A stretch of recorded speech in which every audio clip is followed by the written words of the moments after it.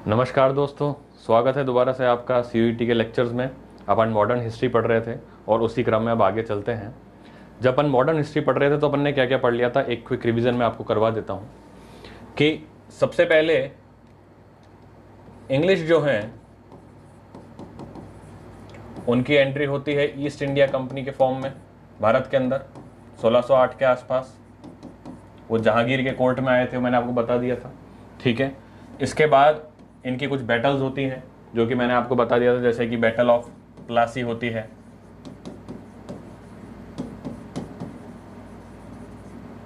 Seventeen 57 AD में। उसके बाद बैटल ऑफ बक्सर होती है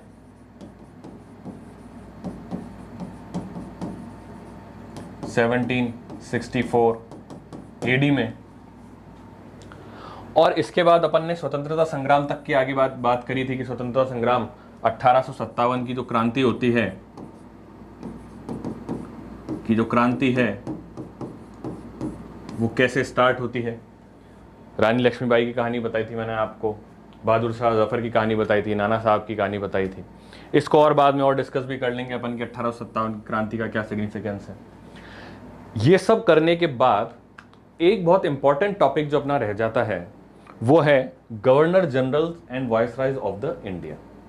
जैसे आज भारत के अंदर head of the state president of India कहते हैं और उनके अंडर में उनके नीचे काउंसिल ऑफ मिनिस्टर होती है जिनके हेड प्राइम मिनिस्टर होते हैं और वो डिसीजन मेकिंग करते हैं सारी चीज़ें। वैसे ही उस ज़माने के अंदर जब ब्रिटिश काल हुआ करता था, ईस्ट इंडिया कंपनी की हुकूमत हुआ करती थी, उस समय हेड ऑफ द स्टेट जो ब्रिटिश टेरिटरीज का हुआ करता था उसको गवर्नर जनरल बोला करते थे और गवर्नर जनरल ही सारा राजपाट ब्रिटिश टेरिटरीज ऑफ इंडिया में देखा करता था। तो इसीलिए अपने को गवर्नर जनरल ऑफ इंडिया पढ़ने हैं कि किसके काल में क्या इंपॉर्टेंट एक्टिविटीज हुई थी। ठीक है, तो अपन पढ़ेंगे गवर्नर जनरल्स ऑफ इंडिया। ठीक है, तो अपना टॉपिक क्या है, गवर्नर जनरल ऑफ इंडिया।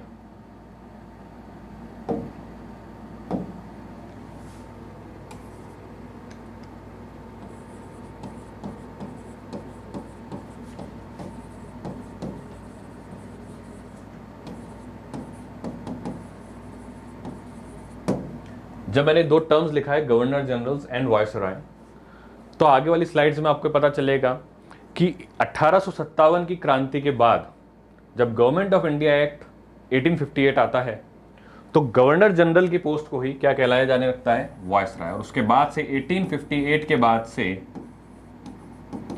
ये जो पोस्ट है इसको क्या कहलाने जाने रखेगा, वायसरॉय। उससे पहले क्या थे, ये गवर्नर जनरल्स थे। ठीक है, तो अपन एक एक करके पढ़ते हैं गवर्नर जनरल।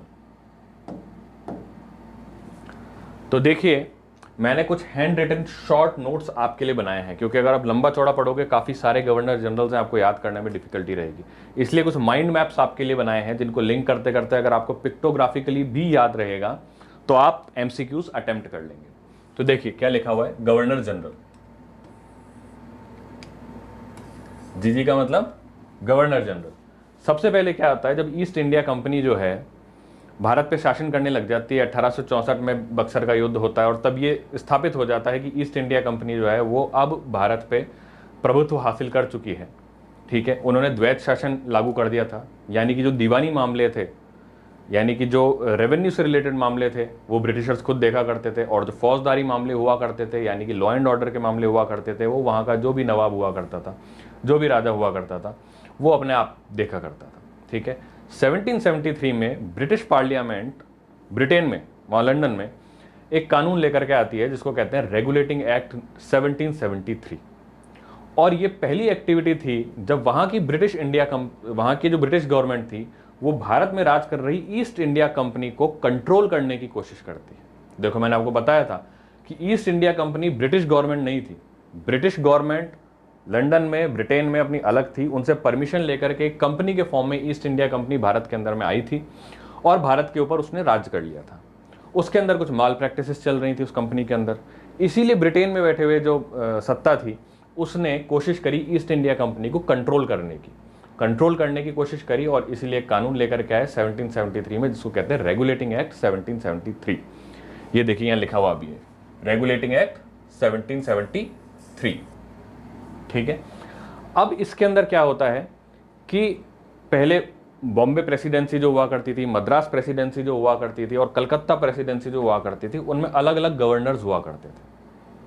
अब क्या कर दिया 7073 के एक्ट के बाद कि बंगाल का जो गवर्नर है उसको गवर्नर जनरल बोलने लग जाएंगे। क्या बोलने लग जाएंगे? Governor general of all the British territories in India.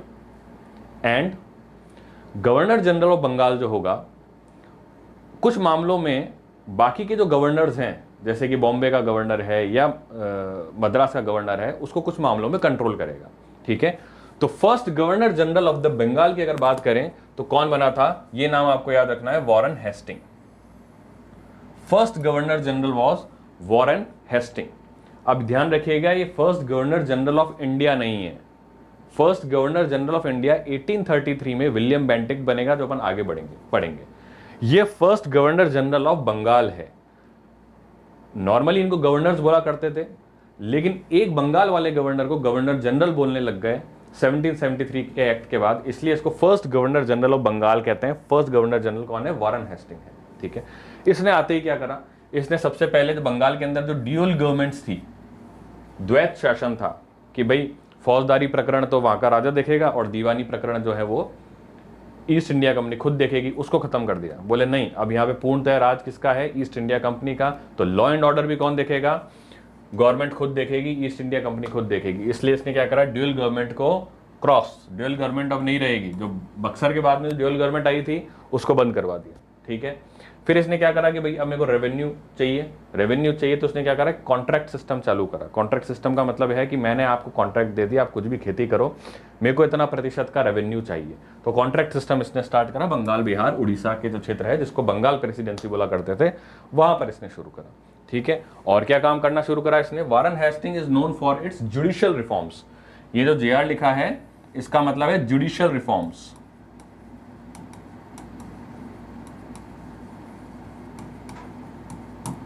कुछ जुडिशियल रिफॉर्म्स वॉरेन हेस्टिंग्स ने करे। क्या करे कि जितने भी जिले हैं उसकी प्रेसिडेंसी के अंदर, उन सब में उसने अलग अलग कोर्ट स्थापित करी। दीवानी मामलों की अलग कोर्ट, फौजदारी मामलों की अलग कोर्ट। तो दो अलग अलग तरीके, जैसे आज आप कोर्ट देखते हो वैसे उसने कोर्ट जिलों में स्थापित करी, इसलिए इसको जुडिशियल रिफॉर्म्स कहते हैं।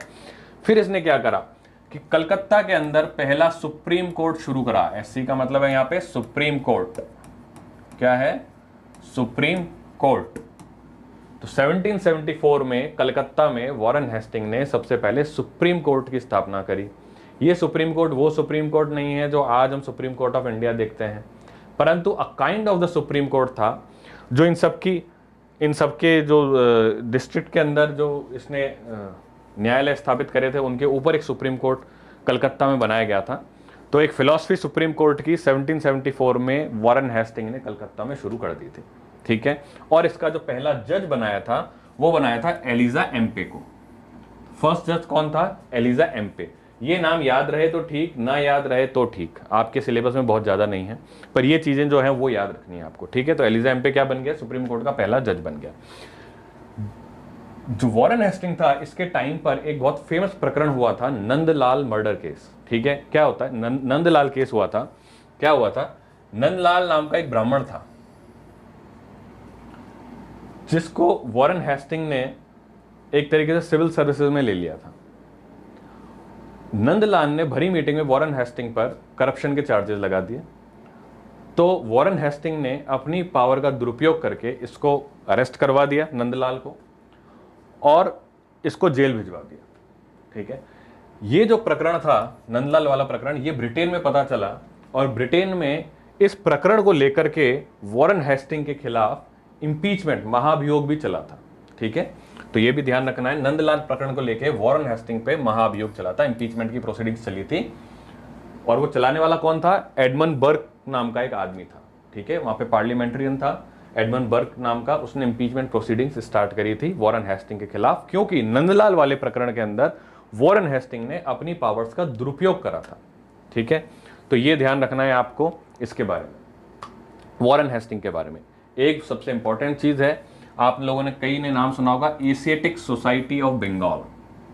तो पहले तो ये शुरू बताओ कि एशियाटिक सोसाइटी ऑफ बंगाल काम क्या करती है। एशियाटिक सोसाइटी ऑफ बंगाल जो उस समय बनी थी, जो कि वॉरेन हेस्टिंग के टाइम पर बनी थी। वॉरेन हेस्टिंग के टाइम पर बनी एशियाटिक सोसाइटी ऑफ बंगाल 1784 के अंदर। ये हिस्ट्री के अंदर शोध करती थी, इतिहास के अंदर शोध करती थी। और आपको जानकर के हैरानी होगी कि एशियाटिक सोसाइटी ऑफ बंगाल है जो उस समय स्टार्ट हुई थी विलियम जॉन्स के लीडरशिप में। विलियम जॉन्स के लीडरशिप में उन लोगों ने ही इतिहास को पढ़ के ये बताया कि ग्रीक्स, जिसको एंडोक्रॉट बोलते हैं, सेंडोक्रॉट बोलते हैं, असल में वो चंद्रगुप्त मौर्य है। यानी कि ग्रीक्स की किताब में जिस व्यक्ति को एंडोक्रॉट या सेंडोक्रॉट बोल रखा है वो चंद्रगुप्त मौर्य है। ये किसने बताया था? एशियाटिक सोसाइटी ऑफ बंगाल वालों ने ही बनाया था। और ये बनी कब थी? वॉरेन हेस्टिंग के टाइम पर बनी थी। तो ये चीजें आपको वॉरेन हेस्टिंग के बारे में, first governor general of Bengal के बारे में याद रखनी है। ठीक है, चलिए अब आगे चलते हैं।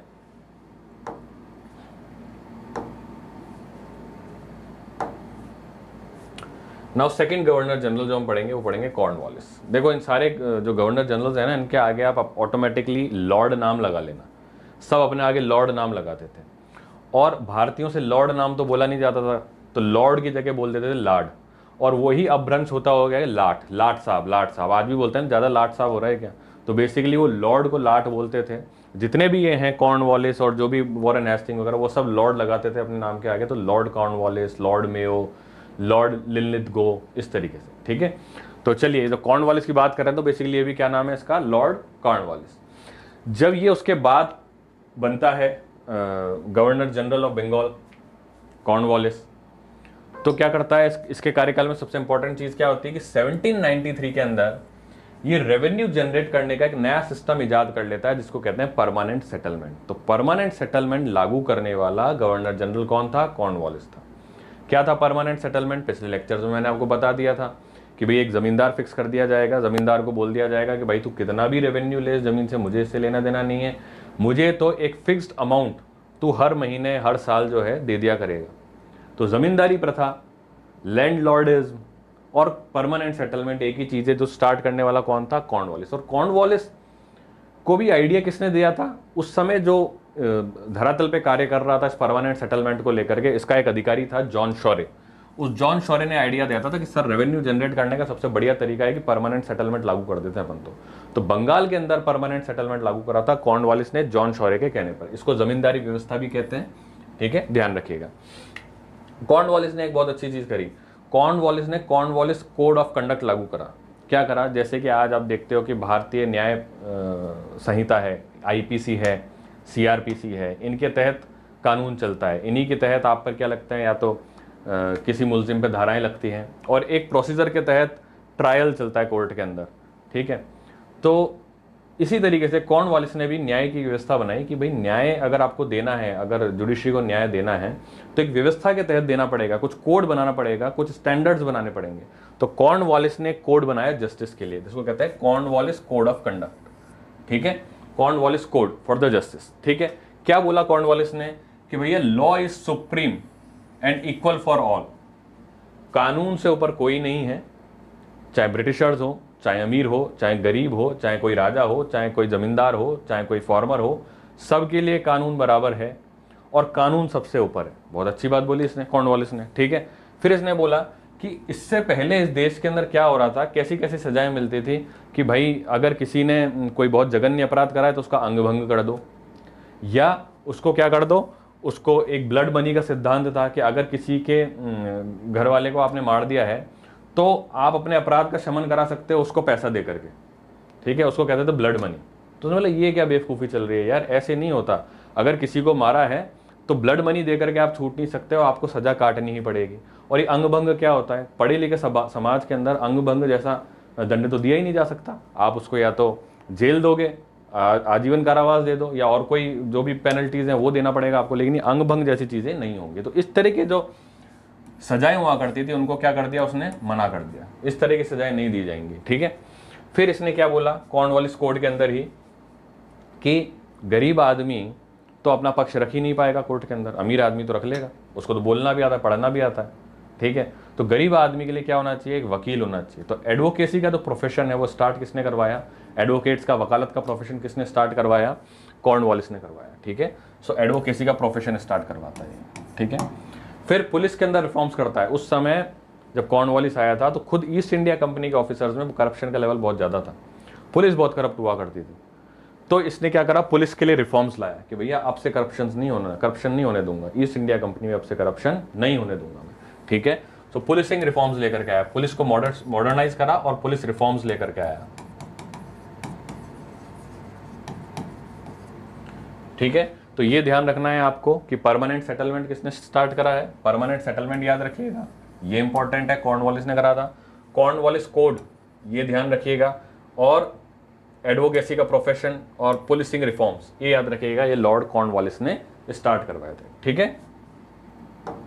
आगे चलते हैं। जॉन शोरे जो अधिकारी था कॉर्नवालिस का, जिसने परमानेंट सेटलमेंट सजेस्ट करा था, आगे चल के वही गवर्नर जनरल बन जाता है, और 1793 से 1798 तक जॉन शोरे भी क्या रहता है, गवर्नर जनरल रहता है। इसके बारे में बस इतना ही याद रखना है, और कुछ याद नहीं रखना, ठीक है। अब आगे चलते हैं। अब इसके बाद आता है Lord Richard Wellesley, normally Wellesley के नाम से अपन जानते हैं इसको, लॉर्ड वेल्सले। और फेमस कैसे हुआ, टीपू सुल्तान का जो युद्ध हुआ था, फोर्थ एंग्लो मैसूर वॉर हुआ था, टीपू सुल्तान की डेथ होती है, उस समय जो गवर्नर जनरल था वो वेल्सले ही था, ठीक है। सो लॉर्ड वेल्सले जो है, रिचर्ड वेल्सले जिसको कहते हैं, ये गवर्नर जनरल रहा 1798 से 1805 एडी तक। और देखो इसी दौरान 1799 में वो फोर्थ एंग्लो मैसूर वॉर जो मैंने आपको पढ़ाई थी, जिसमें टीपू सुल्तान की डेथ हो जाती है, इसी दौरान होती है, तो इसलिए याद रखिएगा वेल्सले को, ठीक है। लॉर्ड वेल्सले एक काम स्टार्ट करवाता है, वो क्या करवाता है कि सब्सिडरी अलायंस का एक कार्यक्रम शुरू करवाता है। सब्सिडरी अलायंस क्या होती है, इसको क्या कहते हैं, देखो सब्सिडरी अलायंस समझो,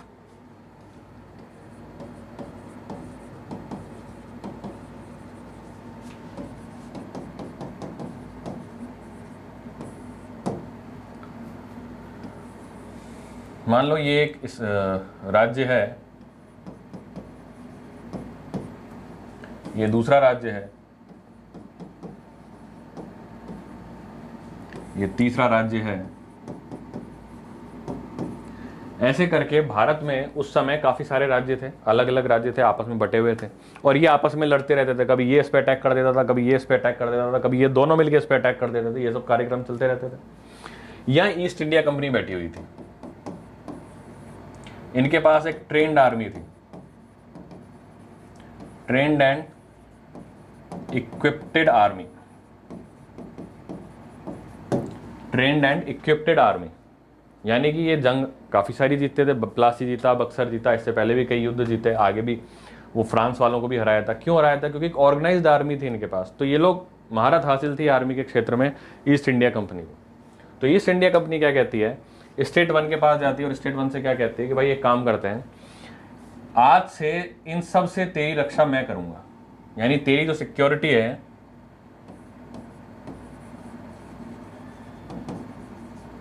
कौन करेगा, बोले मैं करूंगा, मैं बचाऊंगा इन दोनों से तेरे को। बदले में तेरे को क्या करना पड़ेगा कि मेरी आर्मी की जो टुकड़ी है वो तेरे को अपने स्टेट में रखनी पड़ेगी, मेरी आर्मी की टुकड़ी तेरे को अपने स्टेट में रखनी पड़ेगी, और उस आर्मी की टुकड़ी का भरण पोषण करना पड़ेगा, यानी उसको फीड करना पड़ेगा, उसको फीड करना पड़ेगा आर्मी की टुकड़ी को। बदले में जो आर्मी की टुकड़ी है वो तेरा प्रोटेक्शन करेगी इनसे।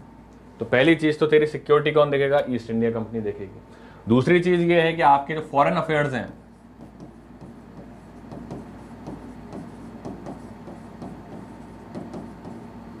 फॉरेन अफेयर्स यानी विदेश मामलात, डिप्लोमेसी, जो डिप्लोमेसी है, फॉरेन अफेयर्स है, उनको भी कौन देखेगा, बोले हम देखेंगे। क्यों, क्योंकि पता चला हम आपकी सिक्योरिटी देख रहे हैं और आप इसके राजा को बोल करके कुछ आ गए तो इसने अटैक कर दिया, तो ये तो बेवकूफ़ी है ना, आपकी वजह से ये स्टेट 2 जो स्टेट 1 पर अटैक कर देगा। इसलिए आपके फॉरेन अफेयर्स भी हम ही देखेंगे, किससे क्या बात करनी है हम ही देखेंगे, आपकी सिक्योरिटी भी हम ही देखेंगे, अंदर का जो राजकाज करना है वो आप करते रहो, ठीक है। इसको कहते थे सब्सिडरी अलायंस, हमारी सेना आपके यहाँ पर रहेगी, सब्सिडरी अलायंस। तो इसको शुरुआत करने वाला जो आदमी था, उसको शुरुआत करने वाला जो आदमी था वो कौन है, रिचर्ड वेल्सले, लॉर्ड वेल्सले जिसको कहते थे। तो सब्सिडरी अलायंस शुरू करता है ये, और सब्सिडरी अलायंस शुरू करने वाला किसके राज्य में सबसे पहले करते हैं, हैदराबाद। द फर्स्ट स्टेट जो कि इसको अडॉप्ट करता है वो कौन है, हैदराबाद। और इसके दौरान क्या होता था कि जो सेना रहा करती थी इनके राज्य के अंदर, तो उनका एक लीडर यानी कि एक रेजिडेंट नाम का जो ऑफिसर होता था वो भी उस राज्य में रहता था, ठीक है। तो एक रेजिडेंट्स रहने लग गए थे जो क्या देखता था, इनकी सिक्योरिटी देखता था और फॉरेन अफेयर्स देखा करता था। तो हैदराबाद सबसे पहले 1799 में अडॉप्ट कर लेता है सब्सिडरी अलायंस को, फिर मैसूर कर लेता है 1800 में, फिर अवध कर लेता है 1801 में। आपको तो खाली हैदराबाद याद रखना है, बाकी नाम याद रहते हैं तो ठीक है। और मैसूर क्यों कर लेता है 1800 में, क्योंकि देखो 1799 में टीपू सुल्तान की डेथ हो ही जाती है, तो टीपू सुल्तान की तो सुप्रीमेसी खत्म हो गई, तो अब बाकी के राजा अडॉप्ट कर ही लेते हैं, ठीक है। आपको हैदराबाद याद रखना है, ठीक है, तो ये ध्यान रखिएगा। अब वेल्सले के बाद में कॉर्नवालिस, वही कॉर्नवालिस जो कि कॉर्नवालिस कोड लेकर के आया था, वही कॉर्नवालिस जो परमानेंट सेटलमेंट लेकर के आया था, वही कॉर्नवालिस जिसने कहा था कि गरीब के लिए एडवोकेट होना चाहिए कोर्ट के अंदर, वकालत का प्रोफेशन जिसने शुरू करवाया था, वही कॉर्नवालिस दोबारा से गवर्नर जनरल बन के भारत के अंदर में आता है। और कब आता है? सेकेंड टाइम 1805 के अंदर में आता है, 1805 AD के अंदर में लेकर के आता है। और इसकी डेथ जो है भारत के अंदर ही गाजीपुर में हो जाती है, गाजीपुर यूपी में एक जगह है, वहां पे इसकी डेथ हो जाती है। तो कॉर्नवालिस के बारे में एक चीज और आपको याद रखनी है, एकमात्र गवर्नर जनरल है जो कि 2 बार गवर्नर जनरल बन के भारत के अंदर आया है। एक बार वो 1793 का परमानेंट सेटलमेंट करके जाता है और एक बार 1805 में आता है, और इस बार आता है तो गाजीपुर में उसकी डेथ हो जाती है। दिस इज लॉर्ड कॉर्नवालिस, ठीक है, एक बार नोट करो।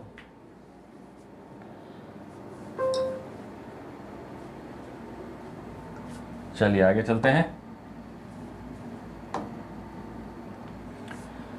ठीक है। कॉर्नवालिस जी की डेथ हो चुकी है, एक नए गवर्नर जनरल आते हैं जिनका नाम है जॉर्ज बार्लो। जॉर्ज बार्लो के बारे में खाली अपने को इतना याद रखना है कि 1806 AD के अंदर वेल्लोर, जो कि साउथ इंडिया में है ना, आजकल एक बड़ा फेमस इंस्टीट्यूट भी चल रहा है वहाँ पे, वेल्लोर इंस्टीट्यूट ऑफ टेक्नोलॉजी, तो वही वाला जो वेल्लोर है, तो वेल्लोर के अंदर एक विद्रोह होता है 1806 में। और उस समय मद्रास में जो गवर्नर हुआ करता था वो कौन था? William Bentinck. इसको, इस नाम को ध्यान रखना, विलियम बेंटिक। अभी ये छोटा अधिकारी है, मद्रास का गवर्नर है, जो कि किसके अंडर में काम कर रहा है? बंगाल के गवर्नर जनरल के अंडर में काम कर रहा है। कौन बंगाल का गवर्नर जनरल है? George Barlow. कालांतर के अंदर आगे चलकर विलियम बेंटिक खुद प्रमोट होगा और गवर्नर जनरल बनेगा बंगाल का, और धीरे धीरे पूरे भारत का गवर्नर जनरल भी इसको डिक्लेयर करा जाएगा। तो ध्यान रखिएगा आपको, है ना। जॉर्ज बार्ले के टाइम पे खाली वेल्लोर का विद्रोह हुआ है, और उस समय जो लोकल अधिकारी था वो विलियम बेंटिक था, ठीक है। चलिए, इसके बाद लॉर्ड मिंटो, ये एल जहां लगा हुआ है दैट मीन्स लॉर्ड मिंटो, है ना। मैंने कहा ना लाट साहब क्यों बोलते हैं, कि लॉर्ड को वो लाड बोलने लग गए भारतीय, और लाड से वो लाट हो गया तो लाट साहब हो गया, तो लॉर्ड है ये, है ना, लॉर्ड मिंटो। इंपॉर्टेंट चीज ये है कि मिंटो नाम के 2 गवर्नर जनरल आएंगे, और 100 साल, ठीक 100 साल के डिफरेंस के बाद एक लॉर्ड मिंटो है जिसको लॉर्ड मिंटो फर्स्ट बोल सकते हो 1809 में, एक लॉर्ड मिंटो और आएगा 1909 में, ठीक है, तो वो मिंटो सेकंड आप कह सकते हो उसको। तो ये लॉर्ड मिंटो है। 1809 के अंदर क्या करता है ये? अमृतसर की ट्रीटी करता है। किसके साथ करता है? महाराजा रणजीत सिंह के साथ। रणजीत सिंह कौन थे? सिखों के राजा थे, पंजाब के राजा थे। कौन थे? रणजीत सिंह थे, ठीक है। अब जो रणजीत सिंह थे उनकी कैपिटल अमृतसर में नहीं थी, ध्यान रखिएगा, उनकी कैपिटल ही लाहौर में थी। उनकी कैपिटल कहाँ थी? उनकी कैपिटल ही लाहौर में। लेकिन इनके साथ एक शांति प्रस्ताव पे साइन करते हैं जिसको कहते हैं अमृतसर ट्रीटी। कौन करता है? लॉर्ड मिंटो करता है। और उस ट्रीटी में क्या कहते हैं कि भारत में जो सतलज नदी बह रही है उसके इधर का जो पार्ट है वो रणजीत सिंह जी रख लें, हम इंटरफेयर नहीं करेंगे, और इधर का जो पार्ट है उस पर उनकी जो आर्मी है वो अटैक नहीं करेगी, वो ईस्ट इंडिया कंपनी मैनेज करती रहेगी। तो ये इनके अमृतसर की ट्रीटी होती है। और 1809 से लेकर के आप ये देखो कि तकरीबन 1845 तक एक शांति काल बना रहता है सिख राज्य में, और ईस्ट इंडिया कंपनी के अंदर कोई युद्ध नहीं होता, ठीक है ना। तो सक्सेसफुल थी अमृतसर ट्रीटी कुछ हद तक, ठीक है। आगे चलते हैं। अब लॉर्ड हेस्टिंग आते हैं। कौन आ रहा है? Lord Hasting. ध्यान रखना, पहले एक वॉरेन हेस्टिंग था, ये सिर्फ लॉर्ड हेस्टिंग है, ठीक है। तो ये जो लॉर्ड हेस्टिंग है ये 1813 से 1823 AD में गवर्नर जनरल बनता है। उस समय क्या होता है कि कई सारी रियासतें जो हुआ करती थी वो ब्रिटिश ईस्ट इंडिया कंपनी जो है उनके साथ ट्रीटी साइन कर लेती है। ट्रीटी साइन यानी कि संधि, आज से हम आपके संरक्षण में रहेंगे। अब जब संधियां साइन हो जाती हैं तो आपको ध्यान होगा जब अपन ने वो मराठा शासन पढ़ा था, बाजीराव सेकेंड और बाजीराव फर्स्ट पढ़ा था, तो अपन ने क्या देखा था कि मराठास क्या करते थे, बाकी जितने भी राज्य हुआ करते थे उन पे अटैक कर दिया करते थे और उनसे टैक्स वसूला करते थे, ठीक है। और इस कार्य में मराठाओं की सहायता करते थे मराठाओं की आर्मी में सम्मिलित होने वाले पिंडारीज। अब जब मराठाओं ने अटैक करना बंद कर दिया, मराठाओं ने ही अंग्रेजों से संधि कर ली, युद्ध उनके बंद हो गए, तो उनकी आर्मी में पिंडारीज की कोई जगह ही नहीं रही। जब पिंडारीज की कोई जगह नहीं रही तो पिंडारीज बेरोजगार हो गए। जब वो बेरोजगार हो गए तो पूरे भारत के अंदर लूटपाट करना उन्होंने शुरू कर दिया। हेस्टिंग्स को ये पता चला कि यार पूरे राज्य के अंदर जो है पिंडारीज लूटपाट कर रहे हैं और लोग बाग जनता बड़ी परेशान है। तो हेस्टिंग ने क्या बोला, अपने अधिकारियों को बोला, अपनी फौज को बोला, एलिमिनेट पिंडारीज, पिंडारीज को मार दो, जहां दिखे मार दो, खत्म कर दो पिंडारीज को, ताकि जनता शांति से रहे, लॉ एंड ऑर्डर बना रहे। तो पिंडारीज को एलिमिनेट करने वाला जो गवर्नर जनरल था वो था लॉर्ड हेस्टिंग 1813 से 1828 में, ठीक है, ध्यान रखना। कुछ पिंडारीज ऐसे थे जिनके बारे में अच्छी खबर हेस्टिंग्स के पास पहुंची कि साहब सारे पिंडारीज ऐसे नहीं हैं, कुछ पिंडारीज ठीक भी हैं। तो गवर्नमेंट ने बोला ठीक है, तो उनको बोलो कि वो सरेंडर कर दें और बाकियों को मार देंगे। तो उन लोगों ने सरेंडर कर दिया, जिन्होंने सरेंडर करा और जिन्होंने बोला कि हम लॉ एंड ऑर्डर में साथ देंगे। उनमें से एक था अमीर खान नाम का आदमी, जिसको फिर टोंक, राजस्थान में एक जगह है टोंक, उसकी जागीर दे दी जाती है। टोंक की जागीर दे दी जाती है, एक तरीके से टोंक का राजा बना दिया जाता है अमीर खान पिंडारी को। बाकी सारे पिंडारीज को क्या करता है, हेस्टिंग्स मरवा देता है कि भाई लॉ एंड ऑर्डर बनाना है, ठीक है। तो एक चीज तो यह ध्यान रखनी है। दूसरी चीज क्या ध्यान रखनी है कि उस समय मुगल बादशाह हुआ करता था एक अकबर सेकंड, मुगल बादशाह हुआ करता था अकबर सेकंड, ठीक है। अकबर सेकंड जो है अपने पेंशन के सिलसिले में मिलना चाहता था। किससे मिलना चाहता था, लॉर्ड हेस्टिंग से मिलना चाहता था, लेकिन लॉर्ड हेस्टिंग ने उससे मिलने से मना कर दिया। तो एक इंसिडेंस इसके काल का ये है, देखिए कितनी बड़ी बात है, कितनी बड़ी बात है कि मुगल एम्परर जिसके कोर्ट में ये लोग सर झुका करके आए थे ईस्ट इंडिया कंपनी वाले, उन्हीं का गवर्नर जनरल आज मुगल एम्परर जो है, जो उस समय का है अकबर सेकंड, उससे मिलने तक से मना कर देता है। इतनी पावर इनके पास आ चुकी थी ईस्ट इंडिया कंपनी वालों के पास, ठीक है। सो क्या है, अकबर सेकंड जो मुगल एम्परर है उससे मिलने से मना कर देता है, denied meeting on the equal footing, ठीक है। अकबर सेकंड से नहीं मिलेगा लॉर्ड हेस्टिंग, ठीक है। एक और इंपॉर्टेंट काम हुआ था लॉर्ड हेस्टिंग्स के टाइम में कि नेपाल के साथ जो युद्ध हुआ था, यानी कि एंग्लो नेपाल वॉर भी हुआ था, उसके अंदर नेपालीज जो हैं, गुरखास जो हैं, बहुत अदम्य साहस का परिचय देते हैं। तो लॉर्ड हेस्टिंग्स को बहुत अच्छा लगता है, वो बोलता है कि यार पहले तो इनके साथ संधि करो। तो सुगोली की संधि होती है नेपाल के साथ 1816 में।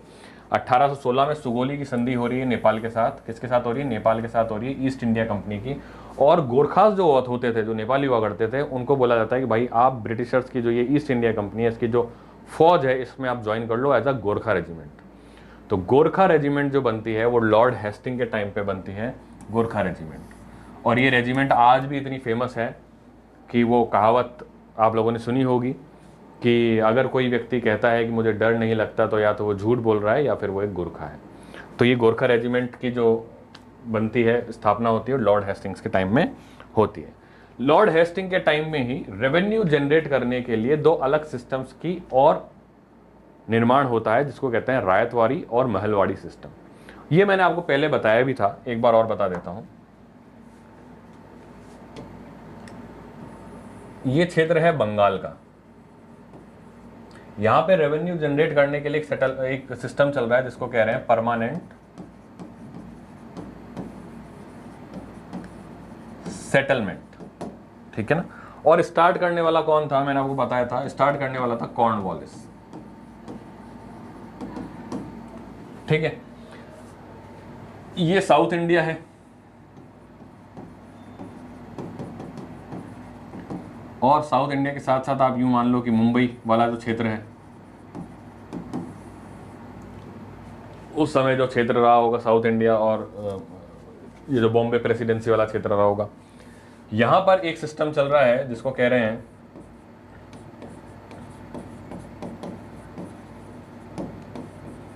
रैयतवाड़ी सिस्टम। ये मैं पढ़ा चुका हूं आपको, ठीक है।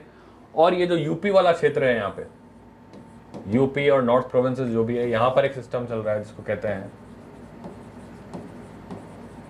महलवाड़ी सिस्टम। तो ये जो रायतवाड़ी सिस्टम है और महलवाड़ी सिस्टम है, ये किसके टाइम में चालू होता है? ये किसके टाइम में चालू होता है?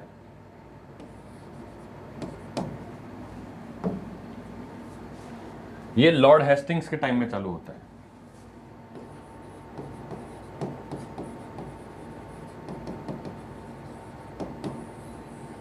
तो ये ध्यान रखना है, यहां कॉर्नवालिस और यहां इन दोनों जगह कौन है? लॉर्ड हेस्टिंग्स है।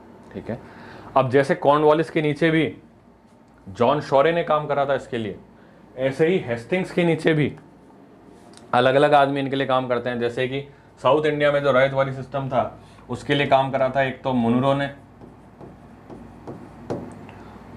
ने काम करा था। ठीक है, तो ये ध्यान रखना।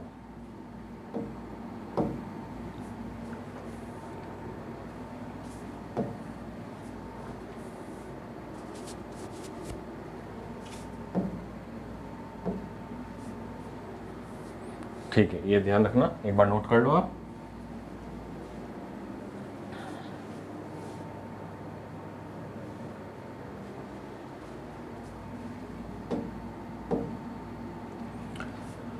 अब 1823 का टाइम है। 1823 का टाइम है, जॉन एडम नाम का नया गवर्नर जनरल बनता है। जॉन एडम क्या करता है? सबसे पहले प्रेस पे प्रतिबंध लगाता है। प्रेस यानी पत्रकारिता पे क्या लगाता है? प्रतिबंध लगा देता है। क्योंकि उस समय क्या है कि पत्रिकाएं ऐसी निकल रही थी कि जो कि गवर्नर जनरल को कोस रही थी, ईस्ट इंडिया कंपनी के शासन को कोस रही थी, लोगों में नए रिवाइटलाइजेशन के बारे में बात कर रही थी, पॉलिटिकल अलाइनमेंट लेकर के आ रही थी उनके दिमाग के अंदर। इसीलिए प्रेस पर कौन कंट्रोल कर देता है? John Adam 1823। और जब प्रेस को कंट्रोल करा जाता है कि कोई अखबार नहीं छपेगा आज से, ठीक है, तो सबसे पहला अखबार जो बंद करा जाता है क्या था? नाम था उसका मिरत उल अखबार। क्या नाम था उसका? मिरत उल अखबार।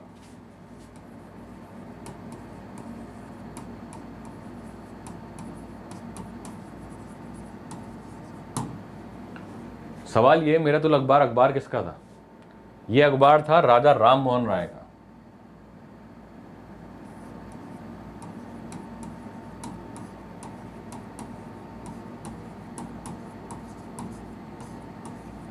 राजा राम मोहन राय अपन लोग पढ़ चुके हैं। जब मैंने आपको सोशो रिलीजियस रिफॉर्म्स पढ़ाए थे, उनमें सबसे पहला नाम राजा राम मोहन राय का ब्रह्म समाज का ही बताया था। उस समय मैंने बताया था कि मिरत उल अखबार जो है वो राजा राम मोहन द्वारा प्रकाशित करा जाता था। तो उस अखबार पे क्या है, जो कि वीकली चला करता था, जॉन एडम उस पर प्रतिबंध लगा देता। तो एक तो ये चीज़ याद रखनी। जॉन एडम के बाद में 1823 से 1828 में लॉर्ड एमहर्स्ट जो है ये गवर्नर जनरल बनता है बंगाल का। ठीक है, अभी तक बंगाल के ही गवर्नर जनरल चल रहे हैं। ठीक है, 1823 से 1828 में ये क्या करता है, अब इसको दया आती है और ये मुगल एम्परर से मिल लेता है।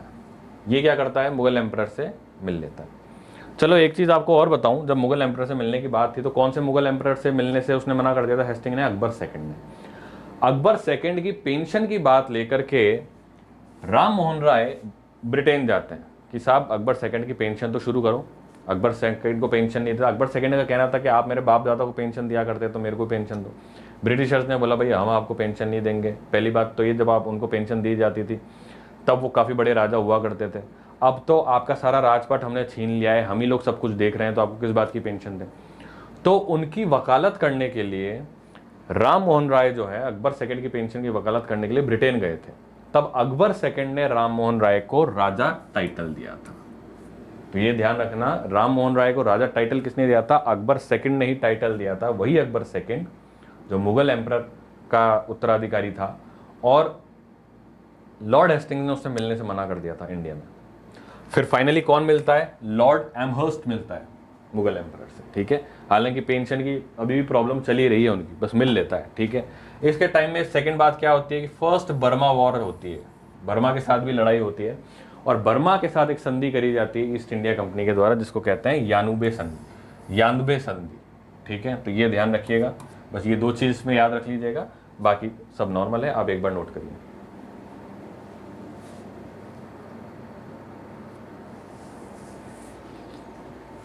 ये याद नहीं करना, ये याद करना है बस। अब सबसे important governor general, that is William बेंटिक्ट।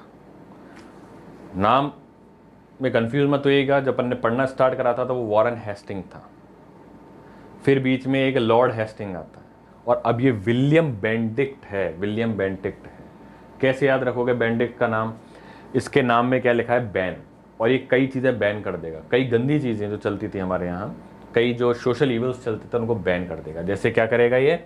जैसे सती प्रथा का अंत करेगा, कि आज से सती प्रथा बंद। कब कर देता है? 1929 में कर देता है, आज से सती प्रथा बंद। और कौन एफर्ट कर रहा था सती प्रथा बंद करवाने के लिए? सबसे ज्यादा एफर्ट करे थे राजा राममोहन राय ने। तो राजा राममोहन राय की बात मान के विलियम बेंटिक्ट 1829 में बंगाल में सती प्रथा बंद करवा देता है। जब सती प्रथा बंद कराता है तो एक राधाकांत देव करके और एक एक्टिविस्ट थे, ठीक है, वो क्या करते हैं? वो बोलते हैं कि नहीं साहब, ये हमारे धर्म के ऊपर आक्षेप है। तो ऑर्थोडॉक्सी व्यू के थे, तो वो इन सब चीज़ों को रिवाइव करने के लिए एक नया समाज चलाते हैं जिसको कहते हैं धर्म सभा। धर्म सभा वॉज कंप्लीटली अगेंस्ट द ब्रह्मो समाज आइडल्स, ठीक है। तो ये ध्यान रखना, सती प्रथा से के एंटी में ही, मतलब के सपोर्ट में राधाकांत देव धर्म सभा चलाते हैं। तो सती प्रथा को क्या कर दिया? बैन कर दिया। That's why is called Bentinck. याद करने का तरीका है, ठीक है। ठगी प्रथा जो है, ठगी प्रथा भी हुआ करती थी, यूपी साइड में काफ़ी चलती थी, उसको भी क्या कर देता है? बैन कर देता है। उसको क्या कर देता है? बैन कर देता है। तो ये भी अच्छी चीज़ है। इस दौरान क्या होता है? 1833 का एक एक्ट पास होता है जिसको कहते हैं चार्टर एक्ट ऑफ 1833। देखो, अब यहीं पे रोक करके मैं एक चीज़ आपको और रिवाइज करा देता हूँ कि बीच बीच में ईस्ट इंडिया कंपनी की एक्टिविटीज़ को कंट्रोल करने के लिए ब्रिटिश गवर्नमेंट काफ़ी सारे एक्ट्स लेते हुए आएगी, और उन एक्ट्स में क्या क्या चीज़ें होती है वो अपन आगे पढ़ते रहेंगे। एग्जाम्पल के तौर पे मैं आपको बीच में पहले थोड़ा सा एक रेफरेंस दे देता हूँ कि 1773 के अंदर एक एक्ट आता है जो अपन ने पढ़ा था, जो कि आता है आपका रेगुलेटिंग एक्ट, ठीक है ना। वो Warren Hasting governor general of Bengal कहला जाता है इसके दौरान। इसके बाद 1784 में पिट्स इंडिया एक्ट आता है।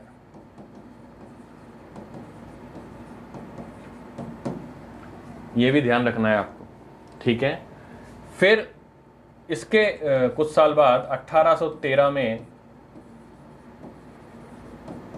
चार्टर एक्ट आता है 1813 का। फिर 1833 में, हर 20 साल बाद आएगा ये, फिर एक चार्टर एक्ट आता है।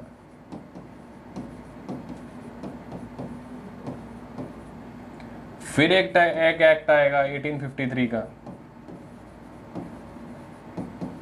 ये भी चार्टर एक्ट है 1853 का। फिर उसके बाद 57 की क्रांति हो जाती है। 57 की क्रांति के बाद एक एक्ट आता है 1858 में, जिसको कहते हैं गवर्नमेंट ऑफ इंडिया एक्ट 1858। ये सारे जितने भी एक्ट थे, एक कानून तो बना तो कौन रही थी? ब्रिटिश पार्लियामेंट बना रही थी, यानी ब्रिटिश सरकार बना रही थी एक तरीके से, ईस्ट इंडिया कंपनी को कंट्रोल करने के लिए। इस एक्ट के बाद ईस्ट इंडिया कंपनी को खत्म ही कर दिया जाता है। बोले आप भारत में ईस्ट इंडिया कंपनी नाम की चीज ही नहीं है, क्योंकि ईस्ट इंडिया कंपनी क्या कर रही है? माल प्रैक्टिसेस कर रही है, शोषण कर रही है। अब हम क्या करेंगे? डायरेक्ट ब्रिटेन वाले ही डायरेक्ट यहाँ पे, ब्रिटेन की सरकार ही यहाँ पे राज करेगी। तो यहाँ के बाद जो है गवर्नर जनरल बंद होकर के वायसराय शुरू हो जाते हैं। तो ये मैंने खाली आपको एक क्रोनोलॉजी ऑफ द एक्ट्स बताई, ठीक है। तो अभी अपन यहाँ तक पहुंच चुके हैं 1833 के एक्ट में। इस 1833 के एक्ट में कहा गया कि अब जो गवर्नर जनरल होगा बंगाल का, वो पूरे भारत के अंदर जितनी भी ब्रिटिश टेरिटरीज हैं, जितनी भी, उन सब का गवर्नर जनरल होगा। That means he will be called as governor general of India. क्या आप कहलाएगा? Governor general of India. और उस समय बंगाल का गवर्नर जनरल कौन था? William Bentinck. तो इसीलिए ऑटोमेटिकली वो क्या बन जाता है? First governor general of India, ठीक है। तो एक तो ये नोट कर लो।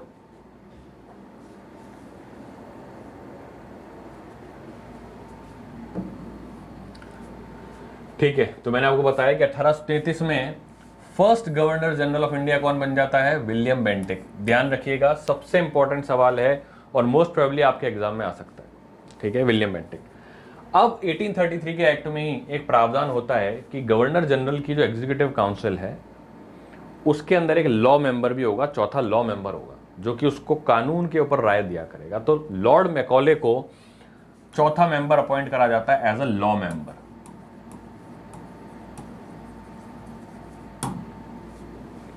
ठीक है, और उसमें यह प्रावधान भी था 1833 में कि ब्रिटिश सरकार 10 लाख रुपए इनको देगी, गवर्नर जनरल ऑफ इंडिया को, ताकि वो एजुकेशन फैलाए भारतीयों में। अब ये 10 लाख रुपए से क्या एजुकेशन फैलाओगे, लेकिन फिर भी लॉर्ड मैकॉले एक तरीका निकालता है कि साहब 10 लाख रुपयों को कैसे यूटिलाइज करा जाए ताकि भारतीयों के अंदर जो है वेस्टर्न एजुकेशन को बढ़ाया जाए। उसको अपन कहते हैं मैकॉले मिनट्स। मैकॉले मिनट्स, ध्यान रखना मैकॉले कौन है। Macaulay was a law member of the William Bentinck council. ठीक है, और क्या करता है ये विलियम बेंटिक, जाने से पहले क्या करता है, एक मेडिकल कॉलेज खोलता है। तो फर्स्ट मेडिकल कॉलेज कहाँ खोल रहा है 1835 में, कलकत्ता के अंदर। कलकत्ता के अंदर फर्स्ट मेडिकल कॉलेज खोलता है विलियम बेंटिक। और क्योंकि मेडिकल कॉलेज है तो अंग्रेजी में पढ़ाना पड़ेगा, और इसमें भी कहा था कि इंग्लिश एजुकेशन के लिए 10 लाख रुपए दिए गए थे। तो ये इंग्लिश लैंग्वेज के अंदर पढ़ाना शुरू करते हैं फर्स्ट मेडिकल कॉलेज कलकत्ता के अंदर 1835 में। ये विलियम बेंटिक की कहानी।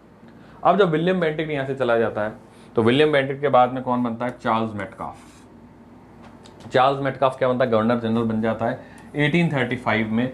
और ये क्या करता है, प्रेस पे से प्रतिबंध हटा देता है, और इसीलिए इसको क्या बोलते हैं, लिबरेटर ऑफ द प्रेस। तो ये सवाल आ सकता है, who may be called as the who is called as the liberator of the press. तो चार्ल्स मेटकाफ 1835 है ना, एक बार नोट करो।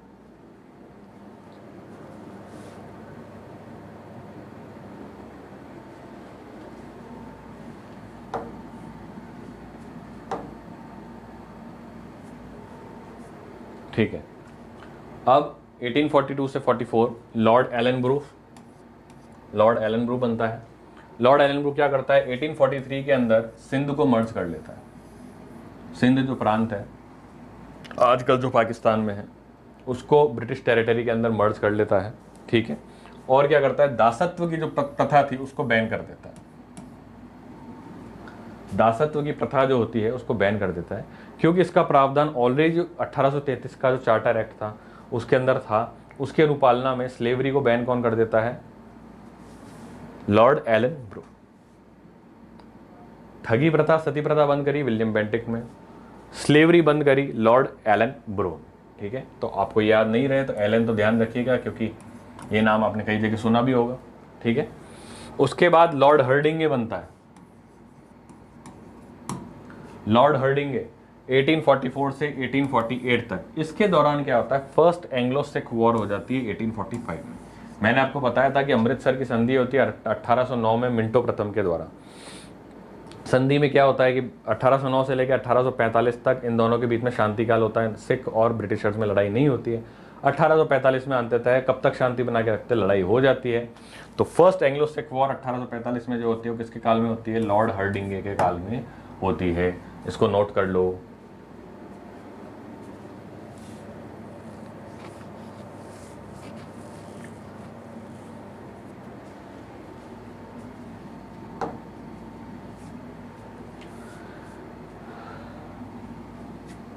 ठीक है, तो इस लेक्चर के अंदर अपन यहीं तक के गवर्नर जनरल्स को पढ़ रहे हैं ताकि आपका लेक्चर लंबा ना हो। आगे अगली वाली जो क्लासेस हैं उनके अंदर अपन गवर्नर जनरल्स को और कंटिन्यू करेंगे, लेकिन जाते जाते जितना भी अपन ने पढ़ा है उसके बारे में सवाल और जवाब।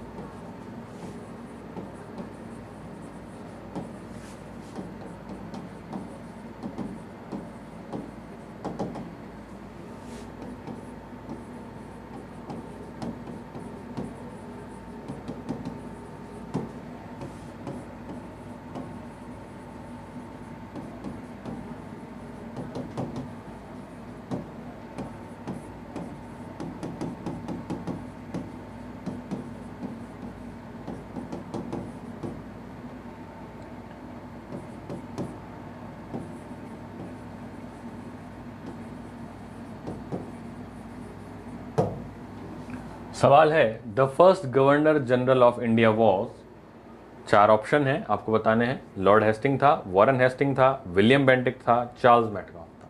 बताइए। अपन ने अभी पढ़ा कि 1833 के अंदर विलियम बेंटिक्ट जो था उसको first governor general of India घोषित करा गया। ठीक है, चलिए सेकंड सवाल करते हैं।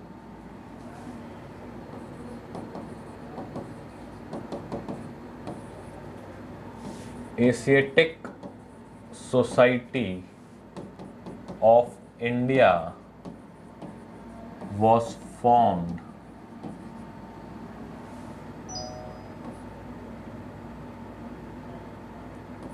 during reign of which governor general? First,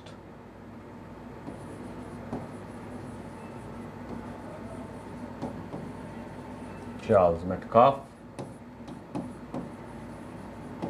Dalhousie,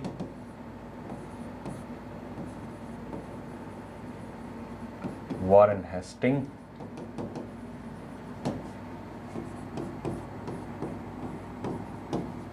John Shore. बताइए। Asiatic Society of, sorry it is not,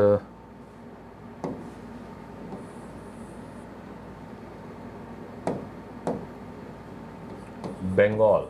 Asiatic Society of Bengal was formed during reign of which Governor General? Charles Metcalfe, Dalhousie, Warren Hastings and John Shore। आप बताइए। मैंने आपको बताया था कि Asiatic Society of Bengal जो है वो 1784 में बनती है और वॉरेन हास्टिंग जो है जो 1773 के अंदर गवर्नर जनरल ऑफ बंगाल था वो 1785 तक भी रहता है और इसीलिए 1784 की जो एशियाटिक सोसाइटी ऑफ बंगाल है वॉरेन हास्टिंग के काल के अंदर बनी थी। ठीक है, तो इस तरह के सवाल आपके सीयूईटी के एग्जामिनेशन में पूछे जा सकते हैं। आप लोग इसी तरीके से स्टडी करिएगा। मेन पॉइंट्स जो है वो मैंने आपको बता दिया। ठीक है, आगे गवर्नर जनरल्स को अपन कंटिन्यू करेंगे अगली क्लास में। Thank you very much.